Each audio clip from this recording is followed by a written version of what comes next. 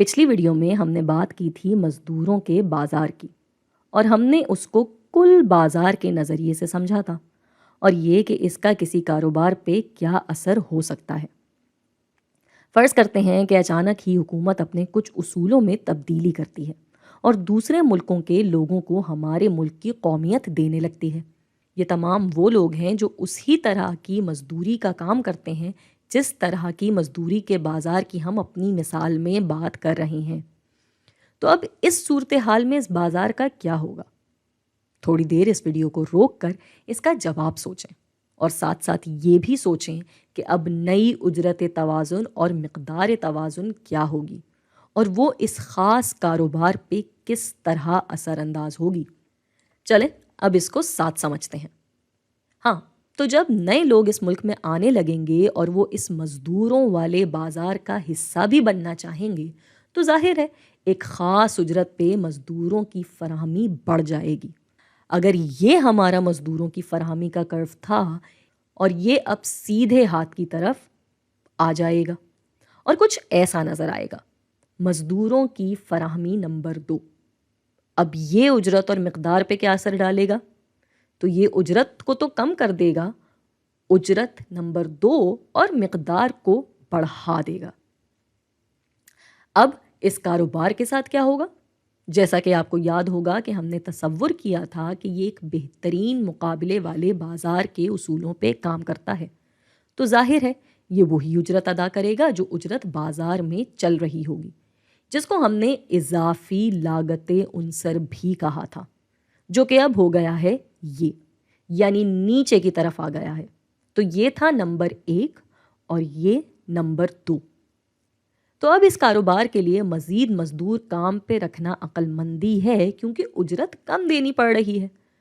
اب تو پھر یہ آ جائے گا ادھر، مقدار کاروباری نمبر 2۔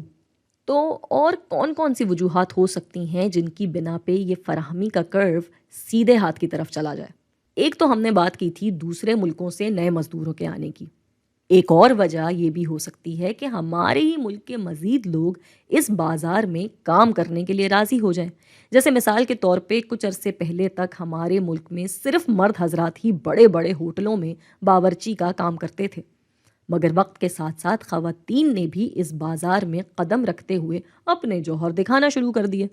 مطلب بازار تو وہی رہا، مگر اس میں مزدوروں کی تعداد بڑھ گئی۔ یہ والی صورتحال بھی فراہمی کے کرو کو سیدھے ہاتھ کی طرف لے جا سکتی ہے۔ اب الٹ صورتحال تصور کرتے ہیں کہ ہمارے ملک سے ڈھیر سارے لوگ دوسرے ملکوں میں قومیت لے کر چلے جاتے ہیں، وہی لوگ جو اس مزدوروں والے بازار کا حصہ تھے۔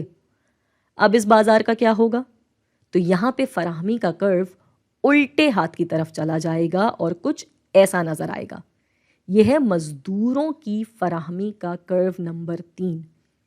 اس کی بھی اور وجوہات ہو سکتی ہیں، جیسے کہ شاید اب لوگ یہ والا کام نہیں کرنا چاہتے، کیونکہ اب شاید اس کام کو عزت کی نظر سے نہ دیکھا جاتا ہو، یا کسی بھی دوسری قسم کی مزدوری والے بازار میں زیادہ اچھے پیسے مل رہے ہوں، تو یہاں والے مزدور وہاں کا کام سیکھنے میں لگ جائیں گے۔ ویسے کچھ بھی وجہ ہو سکتی ہے بازار میں مزدوروں کی مانگ کم ہو جانے کی۔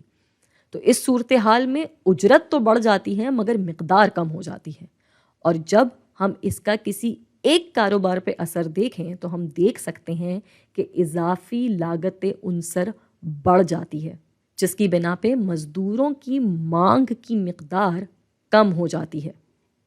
میں امید کرتی ہوں کہ ہم لوگوں کو اس میں سے کوئی بھی چیز بہت مشکل یا نئی نہیں لگی ہوگی، کیونکہ اگر اس کو آسان ترین طریقے سے سمجھیں تو مزدوروں والا بازار کسی بھی عام بازار کی ہی طرح کام کرتا ہے، یعنی جب کام کرنے والے زیادہ ہوں تو یہ سیدھے ہاتھ کی طرف آ جاتا ہے، اور کام کرنے والے کم ہو جائیں تو الٹے ہاتھ کی طرف۔